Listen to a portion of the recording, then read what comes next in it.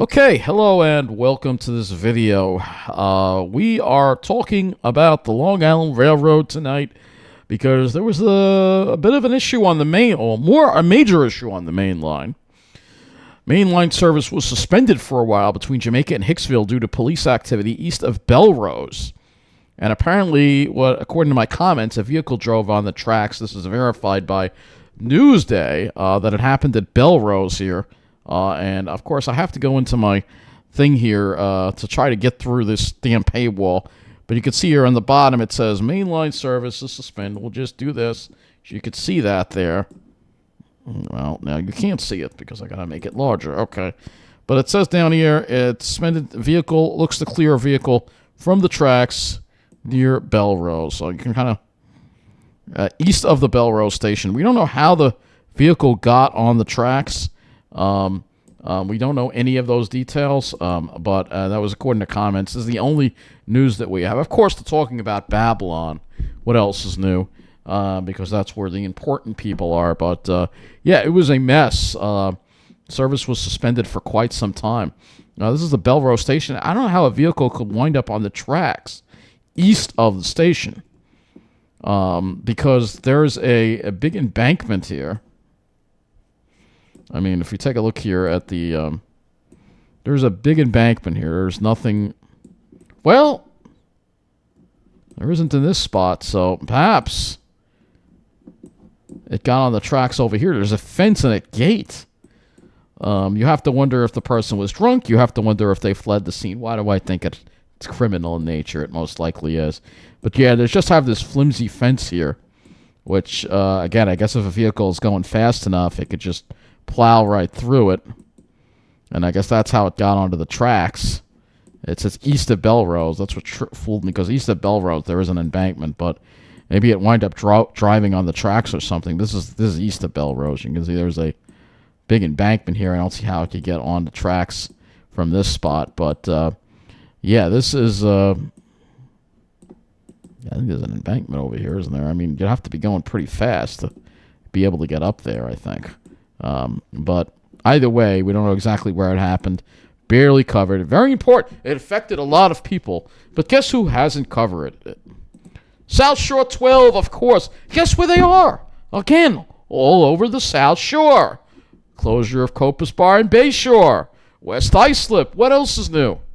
It's TV for snobs.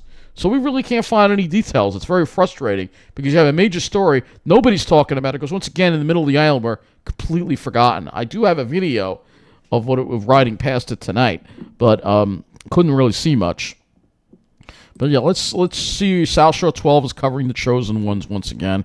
Here, 1 minute and 45 seconds on the South Shore. The bar is shut down and its owner arrested. And police say it all happened during a state liquor authority investigation. Of course, their quality of life is maintained. The business was a cause for concern. Of course. In early and violent nights a week, they were full. They're really popular bar, like the whole parking lot. A few doors. I'm not. Bar is shut down and scared. This all comes 2 weeks about after police them, say man. gunshots were fired into a car as a man was driving on Bayshore Road. That's North Bayshore. No one was hurt and no arrests were made. August Johnson says he lives about a block away from Copus Bar. Thursday, Friday, There was some Saturday. diversity in that part of Bayshore. Loud music.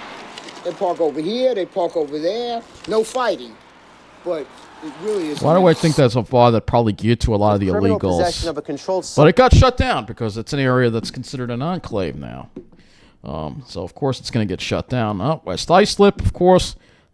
This school is investigating racial allegations slurs. Of racism. It comes Why am I after not another school surprised? superintendent It's says all about the racial South Shore. slurs were directed at his players after a basketball game. News 12's Carmen Grant reports.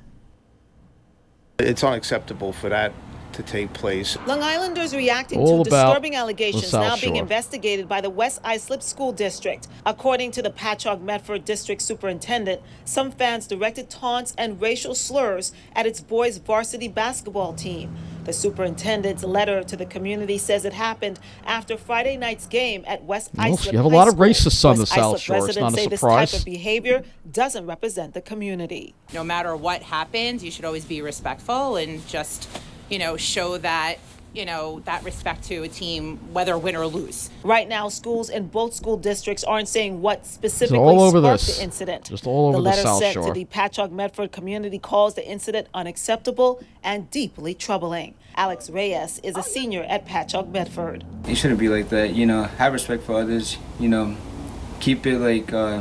Unfortunately, you got a lot of Trump supporters down there. People who support Trump tend to be racists. Be racial or anything. They should play the game. And it's funny how this stuff never happened until Trump became president. Now it's all out in the open. It's like it's acceptable to people. It's unbelievable. Of course, they say it's not acceptable, but we all know that it is. That's the way they think. So yeah, of course. Let's see. Long Beach. They're in Long Beach. They're all over the South Shore. I mean, one thing in Plainview, but Brightwaters, Freeport, boat lighting. I mean, really, it's just so obvious who they serve. They don't even cover this. We're completely forgotten. Only an article in Newsday that I can't even read. Google it here. Nothing. Traffic stoppages around the Babylon station. Of course. Babylon. Of course. According to the Village of Babylon, I have the Facebook post right here. Just kind of hilarious. It says 4-hour Babylon Village residents and guests. Guests? It's their own little enclave. That's the way they think down there. It's unbelievable. Well, they're going to be in for a rude awakening when the climate crisis comes knocking at their door. And it probably will Wednesday night. So, hey, like Trump there, that's what you get with that kind of narrow-minded kind of behavior. This is what he's made acceptable. I know I'm going on and on about it. Anyway, there you go. Something happened on Long Island Railroad tonight, and I don't have any more details because, well, we're in the dead zone here in the middle of the island, so we don't matter, even though lots and lots of people were stranded. You see by the comments here. Lots of people were stranded here. If we go to this,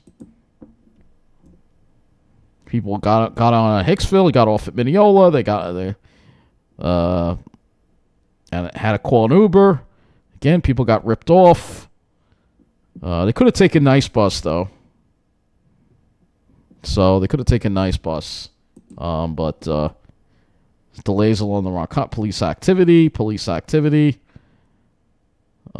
can see all the comments, but there's not really much details not really many details on what happened here. Not many details, so I don't have any details for you. No, it affected a lot of people. You'd think it would be major news, but the media, once again, doesn't think we exist here.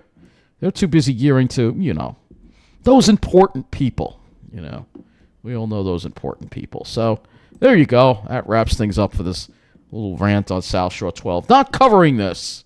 Once again, you guys show who you serve, and I'm going to keep calling you out over it because it's not right.